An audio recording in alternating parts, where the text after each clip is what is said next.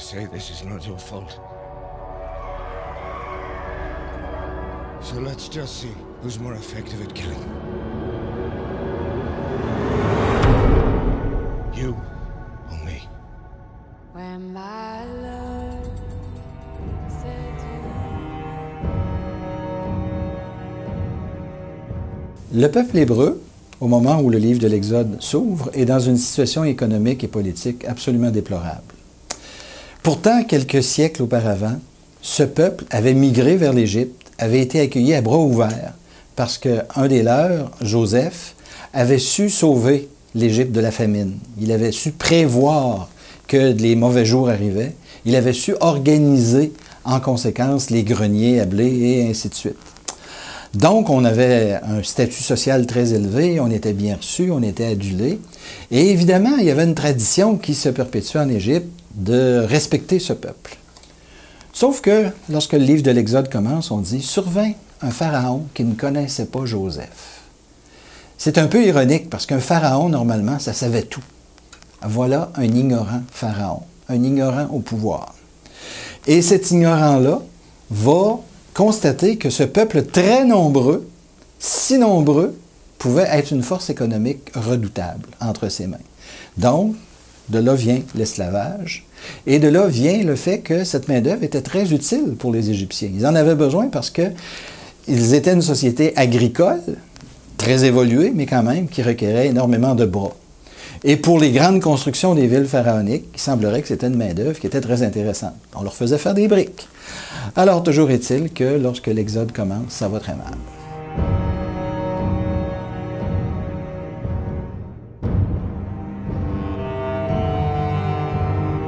On parle de 4 siècles, mais de toute façon, peu importe, l'important c'est de voir que tout d'un coup, c'est comme si ce peuple était laissé à lui-même, dans la misère, dans la souffrance, dans la difficulté extrême.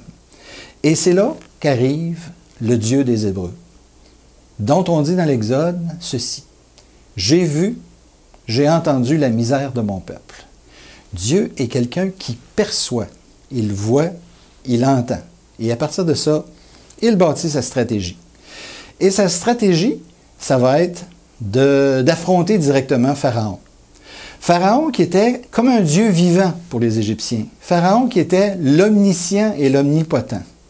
Alors, c'est sur la puissance de Pharaon que les choses vont se jouer. C'est sur la connaissance de Pharaon que les choses vont se jouer. Et devant ce prétentieux, qui était comme un dieu vivant parmi son peuple, voilà que Dieu va choisir son porte-parole, son prophète, celui dont on dit dans le Deutéronome qu'il n'y en aura jamais eu comme lui d'autres équivalents. Ça, c'est la finale du livre du Deutéronome. Alors, toujours est-il que Dieu se choisit Moïse, et paradoxalement, Moïse, c'est quelqu'un qui parle avec difficulté. Moïse, c'est quelqu'un qui s'exprime mal. Alors, ça commence bien mal pour être prophète, pour être porte-parole officiel du Dieu des Hébreux. Et c'est ça l'ironie de la chose, c'est lui qui va avoir le dernier mot.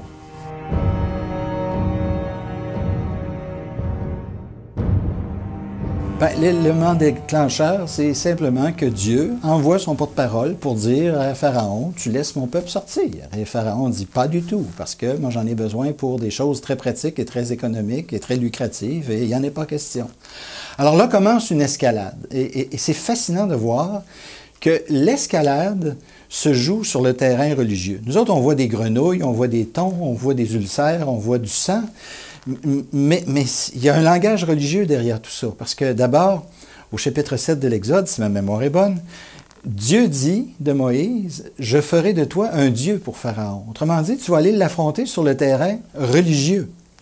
Et ce que Moïse va déclencher comme signe au nom du Dieu des esclaves, ce sont des gestes que les prêtres égyptiens, que les magiciens égyptiens, parce que la religion égyptienne était fondamentalement tissée de gestes de magie, ils vont pouvoir faire la même chose. Donc, Moïse va faire quelque chose, les Égyptiens vont faire le même, Moïse va faire pire, les Égyptiens vont faire pire, et on monte comme ça dans l'escalade.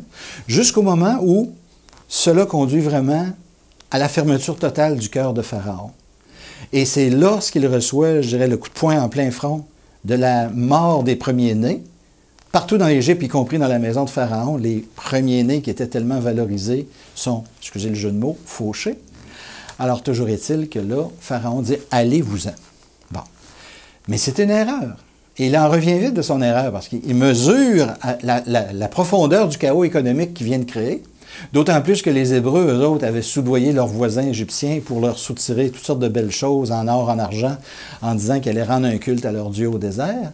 Alors là, c'était une belle crise économique que le pharaon devait gérer. Alors, il n'y en était pas question, il devient un chef guerrier, et vous savez la suite, il s'engage derrière les Hébreux dans le passage de la mer, et ça finit en gigantesque noyade. Tout ça pour dire que la question de départ qui était « Quel est le Dieu qui mérite d'être suivi? Est-ce que c'est le Dieu des esclaves hébraïques ou est-ce que c'est le Dieu des Égyptiens? » Bien, la réponse, c'est ça. Celui qui est vraiment le Dieu glorieux, c'est le Dieu des esclaves.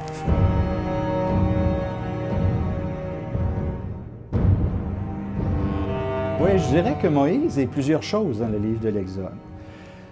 On n'est peut-être pas habitué à le voir comme roi, à part évidemment le fait qu'il a été adopté par la fille du Pharaon. Donc, c'est un prince, mais on ne dit rien de plus. Mais il reste que dans la manière de raconter les premiers mois après sa naissance, lorsqu'il a été mis dans une petite arche de Noé portative pour bébé sur le Nil et que la fille de Pharaon finit par l'accueillir dans sa maison, il y a là-dedans une espèce de parallèle avec le récit de la naissance du roi Sargon II d'Akkad.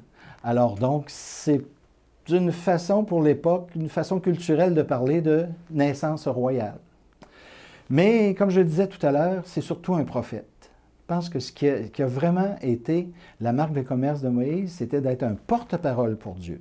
Le livre du Deutéronome, au chapitre 34, se clôt sur cette affirmation. Il n'y a jamais eu de prophète semblable à Moïse.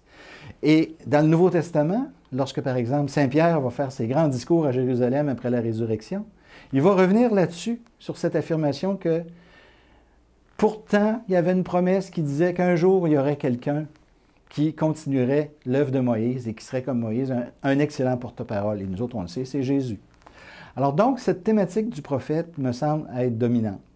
Roi, prophète, bien sûr, c'est un prophète handicapé. Il est obligé d'avoir son frère comme pour pouvoir être un locuteur habile parce que lui-même a la parole plutôt molle. Et voilà qu'il devient un peu comme un chef de guerre. Mais pas tant que ça. Parce que quand on lit les chapitres 14 et 15 de l'Exode, on se rend compte que ce qui compte vraiment, c'est l'action de Dieu. Alors, ce n'est pas Moïse qui fait les choses. Moïse n'est que l'outil, n'est que le communicateur, n'est que l'instrument, n'est que le moyen, le médium, on dirait aujourd'hui. Et c'est le Dieu des esclaves qui fait tout. Alors voilà pourquoi c'est de lui dont on chante la gloire, et c'est face à lui, finalement, que tout va se juger. Moïse est son porte-parole, mais il a aussi accès à Dieu. Il est l'ami de Dieu. Il voit Dieu dans sa gloire, et il lui parle en cœur à cœur, en tête à tête.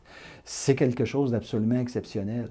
Et il y a tout un périmètre de sécurité autour de lui, parce que, écoutez, les choses aussi sacrées que la présence de Dieu, on ne gère pas ça n'importe comment, mais Moïse, lui, a accès à cet univers-là.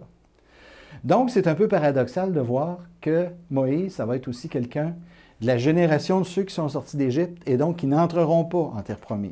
Il va mourir devant la terre promise.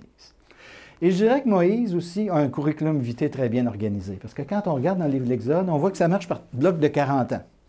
Alors, 40 ans de jeunesse, 40 ans à faire d'autres choses, puis 40 ans à être le chef, puis il meurt à 120 ans. Tu sais, tout est vraiment propre, bien architecturé. C'est une vie bien menée.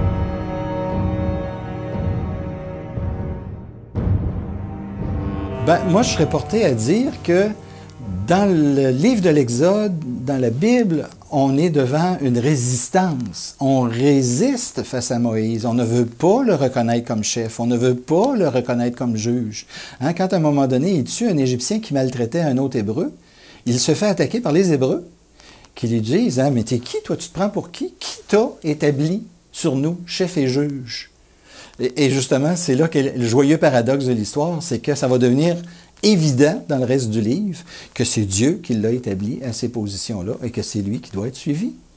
Mais est-ce que c'est une révolte du peuple? C'est pas présenté comme ça. C'est plutôt un peuple qui, tout d'un coup, est devant une opportunité extraordinaire. Cette nuit, il faut partir.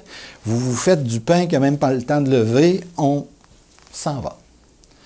Alors, et là, on voit aussi que c'était peut-être pas tant leur désir que ça de quitter l'Égypte, parce qu'aussitôt qu'ils se retrouvent du côté du désert, ils commencent à compter les manques. On n'a plus d'oignons, on n'a plus de ci, on n'a plus ça. Quand on était en Égypte, on mangeait à notre faim de telle chose, on avait tel et tel objet. Alors, la grogne s'installe contre Moïse et celui qui l'a envoyé. Alors moi, je ne pense pas qu'on puisse uniquement réduire ça à le récit, je parle. On ne peut pas le réduire uniquement au récit d'une révolte populaire. Même si, peut-être historiquement, il y a eu ça aussi, parce que c'était pas jojo d'être esclave, c'était terrible comme vie. Surtout qu'on voit que les Égyptiens avaient des tendances génocidaires, c'est-à-dire que c'était non seulement une façon d'exploiter économiquement, mais c'était une façon aussi d'anéantir le peuple. Quand on s'attaque à tous les mâles, par exemple, nouveau-nés, qu'on détruit systématiquement, ben c'est pas long qu'on va faire un peuple complètement aliéné.